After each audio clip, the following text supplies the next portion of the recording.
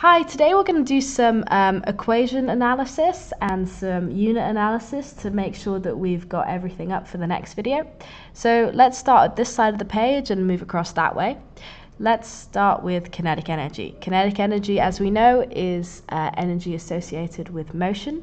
It has this equation here, half mv squared, and it has mass and speed in the equation, where mass is measured in kilograms, never grams, and speed is measured in meters per second, not kilometers per hour. Oh no, sorry, not kilometers per second, and not meters per hour, just meters per second.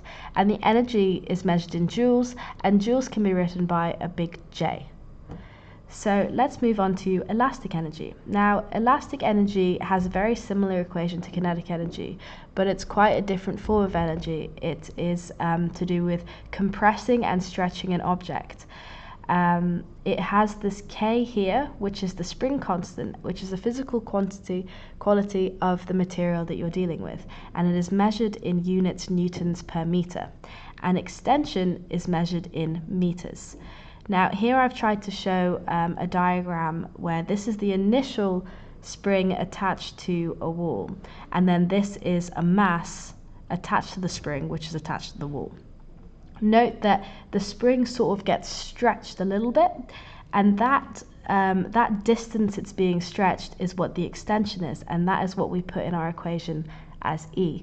Again, the energy here is measured in joules, so that's one thing to note. Similar here, that the energy for both kinetic and elastic is in joules. So yeah, now let's move on to gravitational potential energy. Gravitational potential energy is associated with gravity, hence gravitational, and has the equation mgh. And as well as the title, it has g in the equation. So again, mass is measured in kilograms, not grams, and gravity is measured in newtons, because gravity is a force of attraction, and that is what force is measured in, newtons. And height is measured in meters, similar to extension, it's measured in meters, and the energy again is measured in joules, denoted by a large capital J.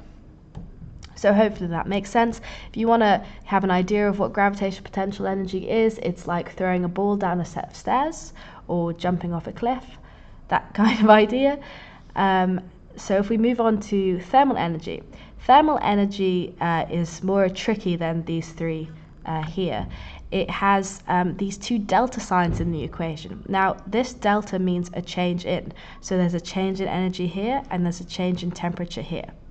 But let's start off with the easy quantity, M. M is mass, and it's measured in kilograms.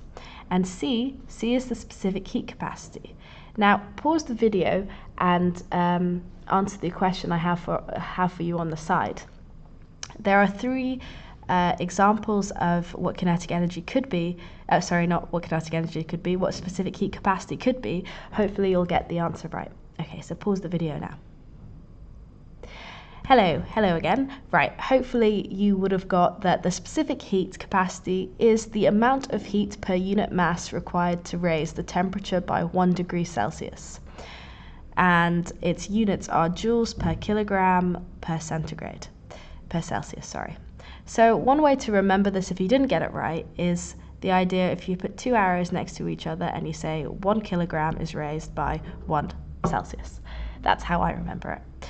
And the change in temperature in the equation is measured in degrees Celsius. So yeah. Also note that the unit for specific heat capacity will involve all of the other units. So it involves mass, it involves Celsius, and it involves joules, because energy is measured in joules. Okay, let's introduce this idea of power now. So over here. So power is the energy transfer divided by the time taken, or in other words, it is the rate of energy transfer and has units watts. Or it has units joules per second if you do a unit analysis in the equation. But watts is a lot easier to write, so yeah. Now let's have an example of how we can use power and how we can use either one of these to relate the things together.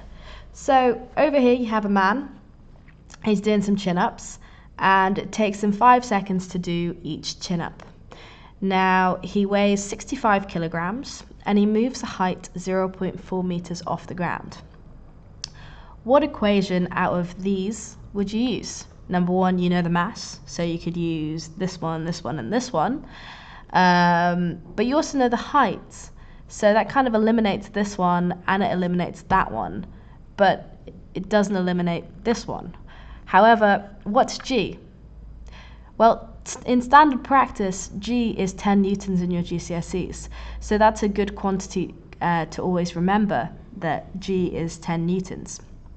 So if you have your mass, your height, and your gravity, you can find out what the energy is, so you know what the gravitational potential energy is of the man doing a chin-up, and you should get 260 joules if you plug it into your calculator, and you know from the question that the time taken for one chin-up is 5 seconds, then you can work out the power, because energy transfer, or energy divided by time, gives you power. So 260 joules divided by 5 seconds, 52 watts. Bam, bam, bam.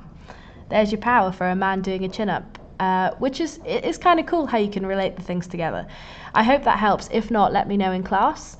Anyway, thanks for taking the time out of your day to watch this video. See ya.